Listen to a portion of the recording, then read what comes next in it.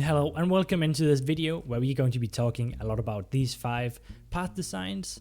But before we jump straight into those, we will be going through some general ideas that I tend to use when I'm making my path in my worlds. Because paths are not just the design themselves, it's also how you make them look interesting and how you make people follow them. So we will firstly be going into that, and then afterwards we're going to go into the 5 different designs that can be used in all kinds of different settings and builds and whatever you want to use them for. But yeah, let's jump into the general ideas and take it from there. So let's start out with the general things about roads or paths. Usually these roads or paths are usually where the most people walk. This means that it is usually the easiest way to get from A to B. This also means that you will kind of have to have something in the way if you want to make the road go in a specific way. So if you don't have anything going in the way of the path from A to B, the path will most likely just be a straight line from A to B. But if you want the path to look a little more realistic, have a little bit more curvature, which makes it look a lot more interesting, you need to have something in the way of the path. You can do this either by trees, rocks, farms, houses, and so on.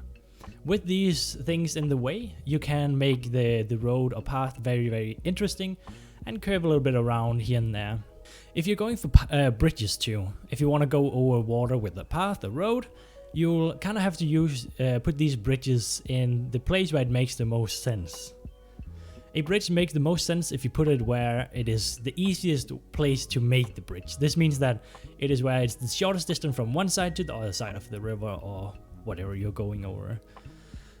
With this in mind, you can kind of make the most interesting and also the most realistic and kind of like an actual road you're trying to do. So let's keep that in mind while we go into these 5 path designs, which is just like how you can make the path itself. But if you want to make them in your world, try to keep these small things in mind.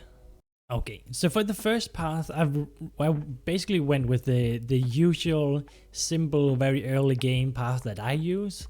It is very medieval, it's kind of organic, it doesn't have this straight structure that you see in towns or bigger towns. I usually use this in like hamlets or very small villages here and there.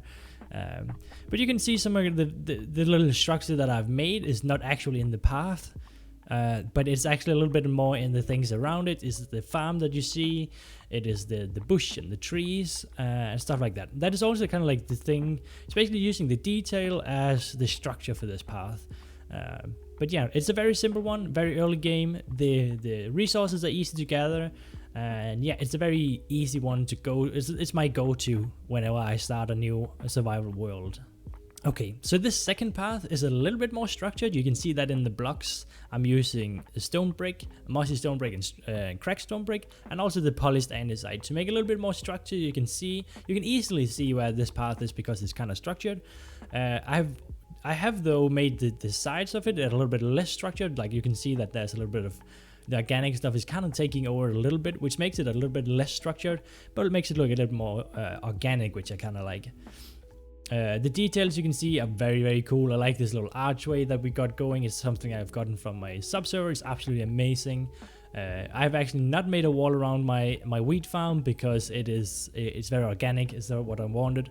But yeah, I would go with this one in kind of like a very like lush forest, almost like a little bit magical in a way. Somewhere where the nature is almost taking over again. So for this third path, it is a very, very random one.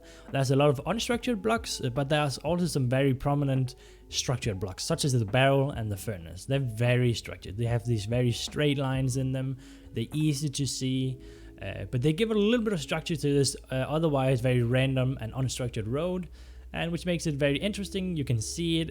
And it's very easy to see, which is kind of important here because the ground around it is very, very brown. It would fit also, therefore, it would fit very nicely into like a very dark forest where the ground is, as you see, very, very dark. Some of the details are these aspen forest trees. They're absolutely amazing. We made these on my subserver too, and they look phenomenal. So yeah, they're absolutely amazing. We'll get into some trees in a later video. But yeah, this path is has just a little bit of structure in there, and it absolutely looks amazing if you ask me. And here we are at path number 4.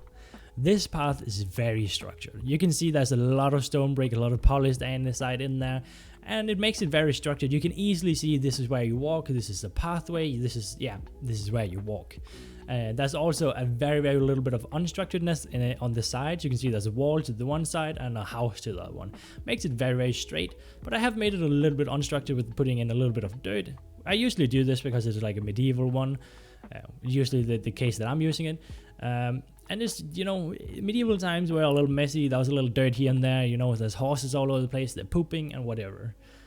But yeah, you can kind of see this very structured, and I have done this with the wall too.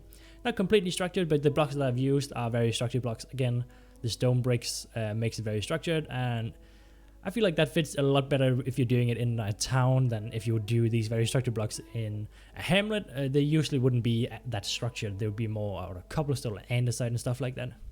And at the end, the fifth path. This path is kind of very hard to see because it's in a stony, mountainy biome. But I've done a little bit to kind of make it a bit easier to see this. This is both in the path itself and also the things around it. But let's start with the things that is in the path itself. I've made it a bit more using some structured blocks and also these color from the coral to make it easier to see it. Because it is in a mountain biome, and it wouldn't really make sense to have dirt all over the place like for the path. It would be easy to see, but it wouldn't really make sense. So that's why I'm using these gray ones, but I've used some very structured one and some that has a little bit of a different color than the stone, and that makes it stand out a little bit. But I don't feel like that's enough, so I added a little bit of detail on the side. You can see these small trees here on the side. There's a little bit of dirt around them, and that's kind of just to make sure that people see that this is the path. And yeah, I've also done it with this the little buttons on there. You can kind of see those stick out, so you will kind of follow those. Thank you for watching this video of my 5 path designs and also the general ideas that I use for when I'm making paths to look interesting and how to make people follow them. If you don't know me, I'm PickleBuzz. I usually stream on twitch.tv/PickleBuzz, and if you haven't already, please go over there and drop a follow. I'll see you in the next video.